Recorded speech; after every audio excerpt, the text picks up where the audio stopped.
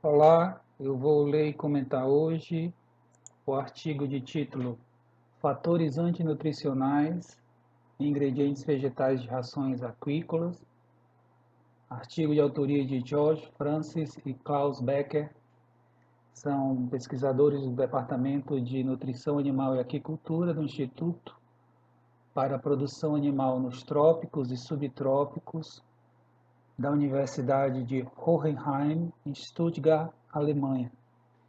Esse artigo ele foi publicado em 2002 na GA. Vamos dar uma olhada no sumário deste trabalho. Após a introdução, vamos falar sobre os principais fatores antinutricionais presentes em alimentos vegetais utilizados na produção de rações para aquicultura, que são glucosinolatos, fitatos, inibidores de proteases, polissacarídeos não amiláceos e oligosacarídeos, saponinas, taninos, lectinas e o gocipol. Em seguida, falar sobre possíveis efeitos benéficos de fatores antinutricionais e a gente conclui com as considerações finais. Vamos para a introdução do trabalho. Um importante fator limitante à inclusão de alguns ingredientes vegetais ou uma maior inclusão de ingredientes vegetais nas rações para aquicultura é a presença de compostos secundários tóxicos chamados antinutrientes ou, como são mais conhecidos, fatores antinutricionais nesses ingredientes. Os vegetais, eles apresentam nutrientes, proteínas, lipídios, que são os compostos primários, e apresenta antinutrientes, que são chamados compostos secundários. Informações sobre os efeitos desses fatores antinutricionais sobre espécies cultivadas de peixes e camarões, essas informações ainda são limitadas e há necessidade de mais pesquisas para que se possa melhor utilizar esses alimentos vegetais em rações para aquicultura. A gente tem aí a imagem de uma grande plantação de soja, né? A máquina fazendo aí a colheita. A soja é um dos ingredientes vegetais mais utilizados, não só em ração para peixe e camarão, mas em rações animais. E a soja ela contém uma série de fatores antinutricionais. Então, uma resposta bem simples à seguinte questão: por que não se utiliza níveis ainda maiores de soja na ração para o camarão, para o vanamei? Ou por que não se utiliza níveis ainda maiores de soja nas rações para tilápia? Afora questões econômicas, principalmente no caso da tilápia, você tem aí a limitação por conta desses fatores antinutricionais presentes na soja. Vamos falar agora sobre principais fatores antinutricionais. Os principais fatores antinutricionais utilizados, presentes em ingredientes vegetais utilizados em rações para aquicultura, são glucosinolatos, fitatos, inibidores de protease, polissacarídeos não amiláceos, oligosacarídeos, saponinas, taninos, lectinas e gocipóis.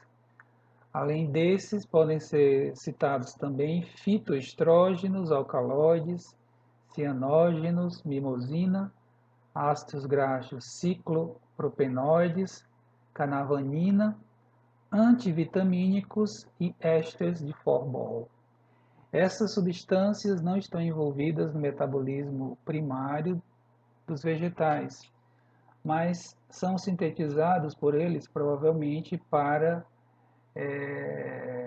combater a ação de herbívoros e patógenos, ou seja, um dos efeitos mais básicos dos fatores antinutricionais é alterar a palatabilidade do vegetal para os animais.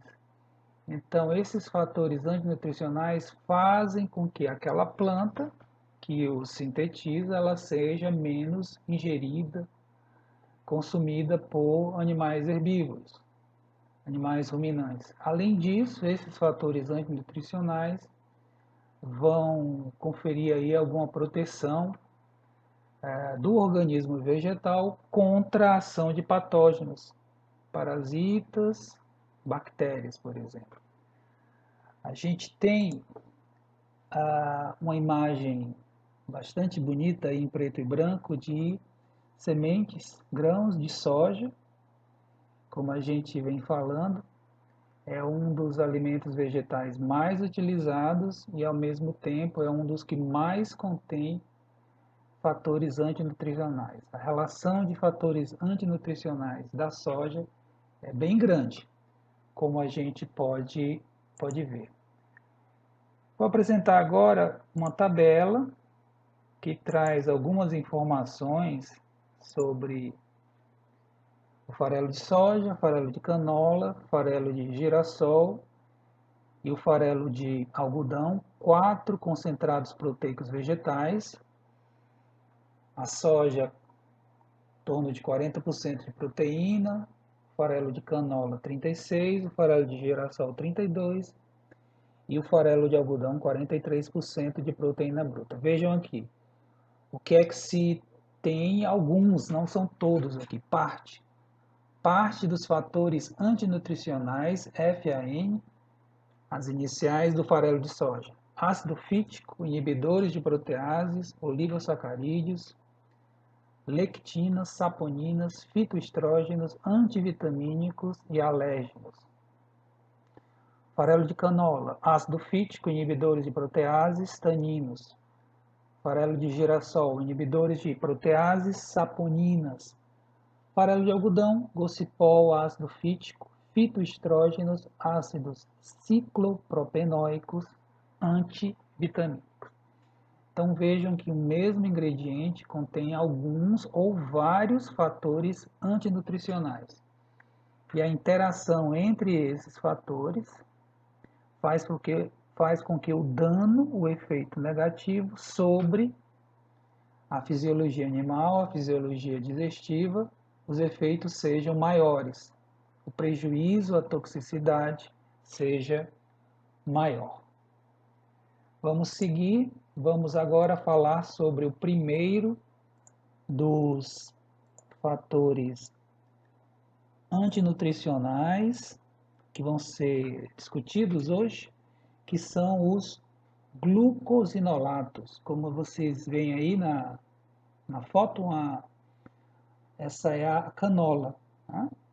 A canola, utilizada obviamente para fazer o óleo de canola, e é gerado aí um coproduto, um subproduto que é a torta de canola, que vai dar origem ao farelo de canola, que apresenta esses glucosinolatos. Então, os glucosinolatos são tioglucosídeos comumente encontrados em plantas da família Cruciferae. Você tem, além da canola, a couza. A couza é o precursor genético da canola. O melhoramento genético da couza, por pesquisadores canadenses, deu origem à canola. Durante o processamento da canola, surgem produtos da quebra desse vegetal, que são fatores antinutricionais bastante agressivos ou fortes. Dentre eles, os isotiocianatos e as nitrilas. Eles podem ser bastante perigosos ao organismo animal. Esses compostos retardam o crescimento e danificam a estrutura da tireoide, consequentemente prejudicando a função da tireoide em peixes, mesmo em baixos níveis. A extração com água e o cozimento têm sido tratamentos efetivos na redução dos glucosinolatos no farelo de canola. Vamos agora falar sobre um dos fatores nutricionais mais conhecidos, provavelmente o mais conhecido de todos, que são os fitatos ou ácido fítico. Aí a imagem de grãos de soja, semente da soja, que como já foi citado antes, é um dos alimentos nos quais um dos alimentos vegetais utilizados muito em rações animais, como ração para peixe e camarão, que contém fitatos, entre outros fatores antinutricionais. Vamos ver aqui os fitatos. Os fitatos, eles são hexafosfatos de milinositol, é o nome do composto químico. Hexafosfato de milinositol. Eles são comuns em sementes de diversos vegetais e podem constituir a maior parte da concentração de fósforo desses vegetais. Por exemplo, 60% do fósforo da soja está na forma de fitato. O fitato ele é resistente à ação enzimática, porque simplesmente o peixe e o camarão não produzem a fitase, que é a enzima necessária para a quebra e a utilização dos grupos fosfatos do fitato, e com isso a disponibilidade do fósforo fítico é zero, não é disponível.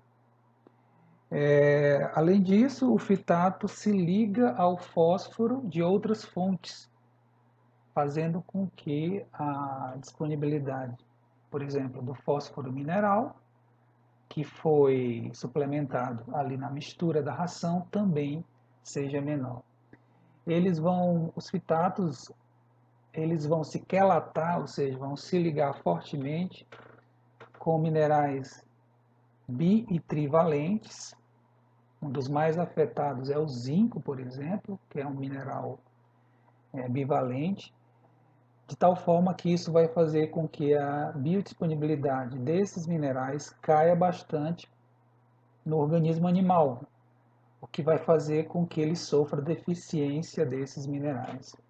Os fitatos vão formar complexos, vão se ligar às proteínas do alimento e reduzir sua digestibilidade. Forma-se aí um complexo indigestível que é perdido nas fezes. As dietas que contêm concentrações elevadas de fitato, elas podem retardar o crescimento de peixes e camarões, podem causar deformações, anormalidades na histologia intestinal, como já foi comprovado em vários estudos com peixes. O que é que se pode fazer para combater a ação antinutricional do fitato? As concentrações de fitato podem ser reduzidas pela remoção das cascas das sementes. Além disso, cozimento, fermentação, adição da fitase e a suplementação com zinco também têm sido utilizados para remediar a ação nociva do fitato presente nas rações para peixes e camarões. Certo? Vamos em frente, vamos falar agora dos inibidores de protease. Vamos falar dos inibidores de protease. Aí uma bela imagem de girassóis, porque após a extração do óleo de girassol, a torta é utilizada para a obtenção do farelo de girassol, que pode e é utilizado como ingrediente para rações animais. Um dos problemas do farelo de girassol, entre outros, por exemplo, deficiência de alguns aminoácidos essenciais, é que ele apresenta inibidores de proteases, que é um fator antinutricional, como nós vamos discutir agora. Os inibidores de proteases são muito comuns entre as plantas, principalmente legumes, sementes de legumes. Em média, na soja, o farelo de soja comercialmente encontrado, ele contém 4 miligramas por grama. 4 miligramas de inibidor de protease por grama de farelo de soja. Como o nome já indica, inibe a ação das proteases. Vai inibir a atividade das enzimas proteolíticas, tripsina e quimotripsina, e logo, lógico, com isso a digestibilidade da proteína alimentar vai cair, a utilização da proteína vai ser menor. O cozimento a uma temperatura de 120 graus Celsius por 15 a 30 minutos, quase que completamente neutraliza a ação dos inibidores protease. É por isso que, obrigatoriamente, a soja comercializada ela tem que passar por um processo de tostagem para reduzir a ação dos fatores antinutricionais, dentre eles o inibidor de protease. Se o farelo de soja for corretamente tostado, a presença, a concentração de inibidores de proteases na soja, no farelo de soja, a concentração será muito baixa, praticamente insignificante. Vamos falar de mais um antes do intervalo, mais um fator antinutricional. Vamos falar agora dos polissacarídeos não amiláceos e oligosacarídeos. A gente tem aí a imagem de algodão, né? Algodoeiro, a planta do algodão, porque após a extração do óleo, a produção do óleo de algodão, você tem aí um subproduto, que é a torta, que vai dar origem ao farelo de algodão utilizado na nutrição animal. Vamos ver aí polissacarídeos não amiláceos e oligosacarídeos. Esses compostos, eles têm ação antinutricional.